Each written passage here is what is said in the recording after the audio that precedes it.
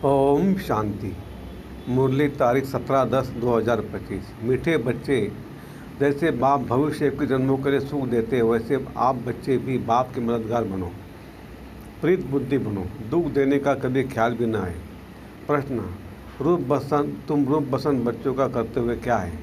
तुम्हें बाप की कौन सी शिक्षाएं मिली हुई? उत्तर: तुम रूप बसंत बच्चों का करते हुए मुख से सदैव रत्न निकालना। तुम्हारे मुख से भी पत्थर नहीं निकालने चाहिए। सर्व बच्चों प्रति बाप की शिक्षा है कि बच्चे आपस में कभी एक दो को तंग नहीं करना, गुस्सा नहीं करना। यह आसुरी मनुष्य का काम है। मनसा में भी किसी को दुख देने का ख्याल न आए। 3. निंदा, स्तुति, मान, अपमान सब कुछ सहन करना है। अगर कोई कुछ बोलता है तो शांत रहना है, हाथ में लौ नहीं उठाना है। गीत: तू प्यार का सागर है। ओम शांति। ज्ञान और अज्ञान, तुम बच्चों में अभी ज्ञान है। भक्त लोग महिमा किसकी करते हैं, और तुम बच्चे जो यहाँ बैठे हो, तुम किसकी महिमा सुनते हो? रात दिन का फर्क है। वो तो ऐसे सिर्फ महिमा गाते रहते हैं। इतना प्यार नहीं है क्योंकि पहचान नहीं है। तुमको बाप ने पहचान दी है, मैं प्यार का सागर हूँ और तुमको प्यार का सागर बना रहा हूँ। तुम बाप प्यार का सागर कितना सबको प्यारा लगता है, वहाँ भी सब एक दो को प्यार करते हैं। यह तुम यहाँ सीखते हो। किसके साथ भी विरोध नहीं होना चाहिए, जिसको बाबा लून पानी कहते हैं। अंदर में किसके लिए नफरत नहीं होनी चाहिए। नफरत करने वाले कलयुगी नरकवासी हैं। जानते हो हम सब भाई बहन हैं। शांति धाम में है तो भाई बहन है, भाई भाई है ना। यहाँ जब कर्म क्षेत्र पर पाठ बजाते हैं तो बहन भाई है, ईश्वरीय संतान है।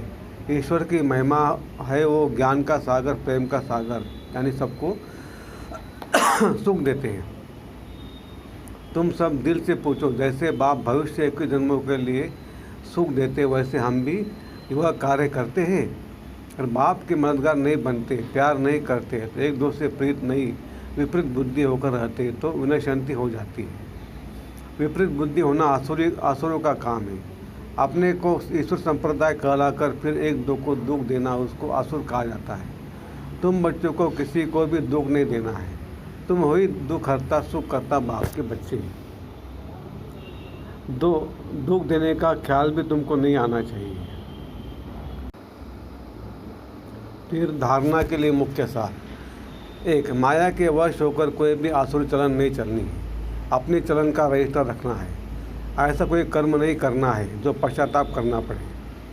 2. बहुत बहुत प्यार और नम्रता से सेवा करनी है। मीठा बनना है। मुख से आसुरी बोल नहीं निकालने हैं। संग भी बहुत संभाल करनी है। श्रीमत पर चलते रहना है। वरदान: संगठित रूप में एक स्थिति के अभ्यास द्वारा विजय का नगाड़ा बजाने वाले एवर रेडी भवो।